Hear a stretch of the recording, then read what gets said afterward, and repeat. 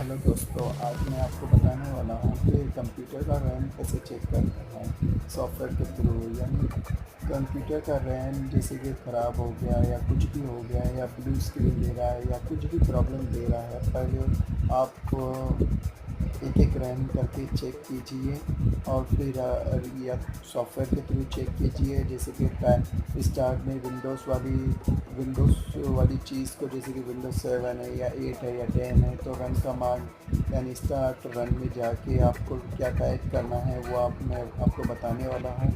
वैसा आप टाइप कीजिए, फिर उसके बाद पीसी रीस्टार्ट कीजिए।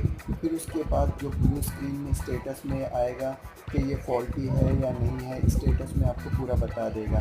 फिर नेक्स्ट वीडियो कैसे हार्ड डिस्क चेक करते हैं वो भी मैं आपको बताने वाला हूँ। आप मेरा चैनल सब्सक्राइब कीजिए, शेयर कीजिए। अच्छा, देखिए दोस्तों, अभी टाइप क्या करना है रन कमांड में वो करो। फिर उसके बाद रीस्टार्ट नाउ करना है आपको। रीस्टार्ट नाउ करने के बाद में पीसी रीस्टार्ट होगा। फिर उसके बाद आपको चालू होगा। आप ये देख सकते हैं, मैंने टाइप भी किया हूँ कि रीस्टार्ट होने के बाद में आपको क्या करना है।